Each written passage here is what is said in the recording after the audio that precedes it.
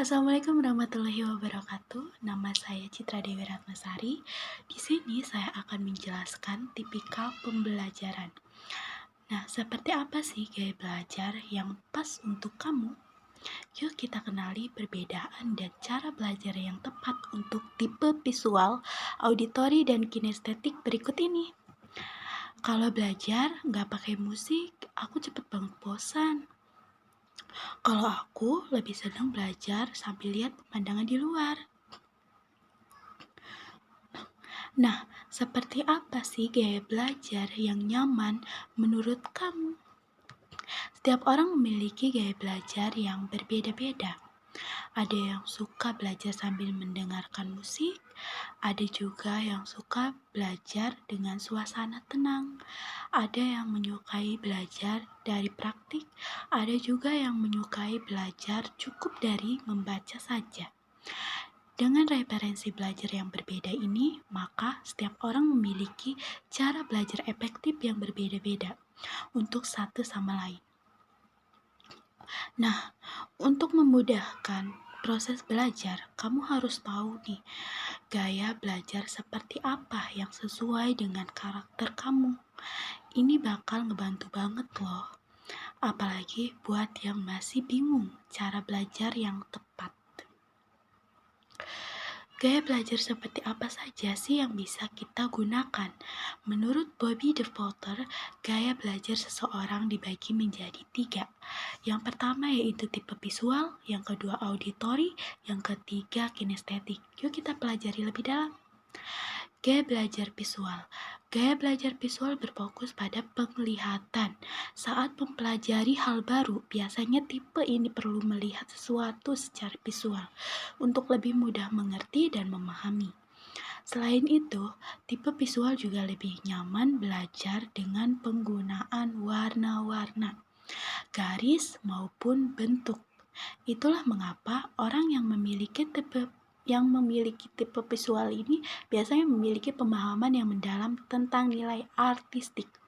Seperti paduan warna dan lainnya, gaya belajar visual karakteristik gaya belajar visual, yaitu rapi dan teratur, lebih mudah mengingat dari yang dilihat daripada yang didengar, lebih suka membaca daripada dibacakan, berbicara dengan tempo agak cepat, pembaca yang cepat dan tekun, lebih menyukai melakukan demonstrasi daripada pidato, sulit untuk menerima instruksi secara verbal kecuali ditulis, tidak mudah terganggu dengan keramaian, suka menggambar apapun di kertas, tahu apa yang ingin dikatakan tapi sulit memilih kata-kata. Cara belajar yang tepat untuk visual yaitu belajar dari gambar maupun video, belajar yang menarik, membaca buku yang tidak hanya tulisan saja tetapi juga memiliki ilustrasi. Saat belajar bisa sambil dilakukan doodling supaya lebih fokus. Gunakan spidol warna-warni saat membuat catatan, membuat mind mapping untuk memudahkan belajar. Gaya belajar auditori. Untuk yang memiliki gaya belajar auditori, biasanya kamu lebih mengandalkan pendengaran untuk menerima informasi dan pengetahuan. Orang tipe auditori tidak masalah dengan tampilan visual saat mengajar. Yang penting adalah mendengarkan pembicaraan guru dengan baik dan jelas. Nah, makanya tipe auditori biasanya paling peka dan hafal dari setiap ucapan yang pernah didengar, bukan apa yang dilihat. Kalau ada teman yang hobi untuk mengingatkan kelas untuk tenang, bisa jadi teman kamu ini tipe auditori tuh.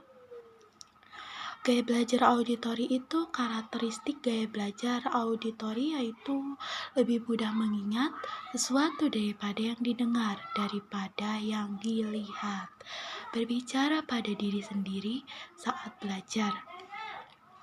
Senang mendengarkan, mudah terganggu dengan keramaian, kesulitan dalam tugas atau pekerjaan yang melibatkan visual, pandai menirukan nada ataupun irama suara, senang membaca dengan mengeluarkan suara atau menggerakkan bibir mereka, suka berbicara, berdiskusi atau menjelaskan sesuatu yang panjang, mudah dalam mengingat nama saat berkenalan dengan orang baru.